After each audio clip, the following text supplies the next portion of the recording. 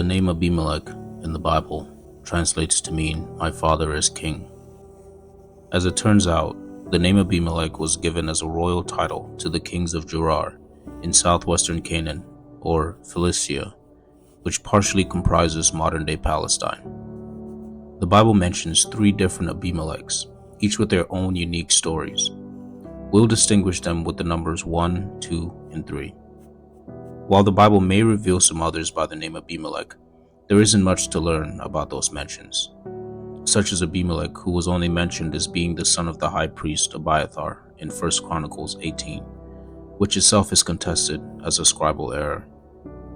The story of Abimelech 1 in the Bible begins in Genesis chapter 20 with Abraham. As Abraham traveled around with his wife Sarah, they came to a city named Gerar, where they lived as foreigners. Out of fear that the king, Abimelech, would kill him and take his wife as his own, Abraham told Abimelech that Sarah was his sister. This was the same story that Abraham told Pharaoh earlier when he was in Egypt. As he had suspected, Abimelech sent for Sarah and took her to his palace. Before Abimelech sleeps with Sarah, God warns him in a dream that he will die, since the woman he's taken is a married woman. Abimelech pleads his innocence to the Lord, saying, "Lord, will you destroy an innocent nation? Didn't Abraham tell me she is my sister, and she herself said, 'Yes, he is my brother'?" Eventually the Lord then agrees to spare Abimelech and his people on the condition that Abimelech returns Sarah to Abraham.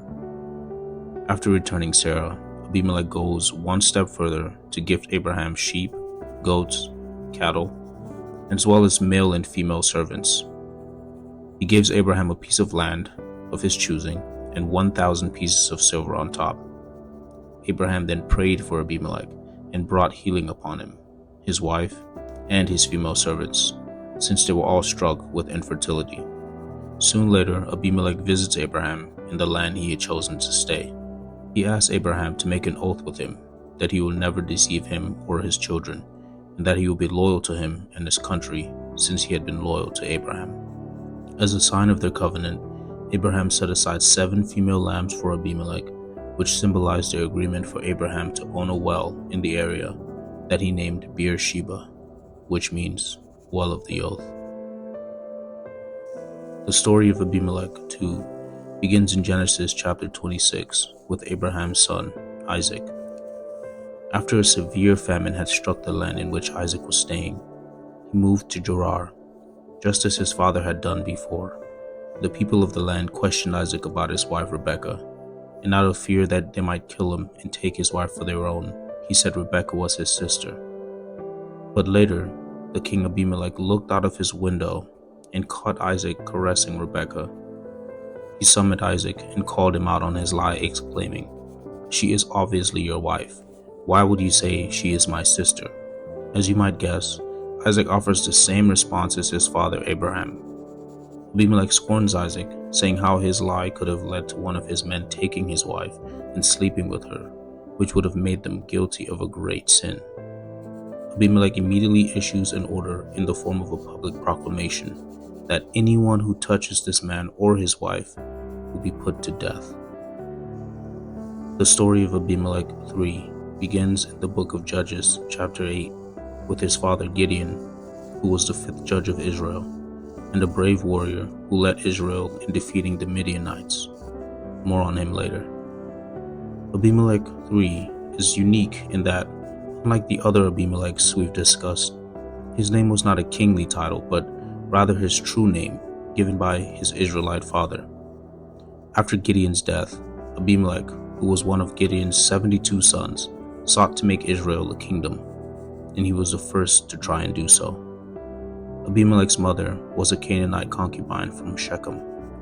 So Abimelech went to Shechem to make his appeal to his uncles. He said, "Ask the leading citizens of Shechem whether they want to be ruled by all 70 of Gideon's sons or by one man.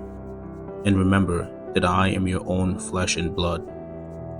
Gideon had left his sons as a dominant oligarchy in Israel after his death, which was the alternative after he refused the people's pressure to make him king. Once the citizens heard Abimelech's message, they banded behind him since he was their relative. They gave him money, which he used to hire a group of followers that rounded up his 70 half-brothers and killed them all at once, therefore establishing himself as king. The only one to escape was his youngest brother named Jotham. Later, while Abimelech dwelled in a different city called Arumah, the citizens of Shechem grew tired of him and looked to another leader to lead a rebellion against him. After receiving word of this, Abimelech revolted and attacked the city of Shechem and completely laid it to waste. He advanced into the town of Thebez to continue his destruction of the rebellion. All the people were forced into a strong tower within the town. As Abimelech had geared up to attack the tower, a woman on top of the tower threw down a millstone that landed on Abimelech's head and crushed his skull. With his last breath, he commanded his young armor-bearer to kill him with his sword, so that his death couldn't be credited to a woman. Abimelech's kingdom came to an end after only 3 years. This was the Lord's punishment of Shechem for their evil, and also the punishment of Abimelech for the murder of almost all his brothers. This all fulfilled the curse that Jotham had prayed on Abimelech after escaping death from his own flesh and blood.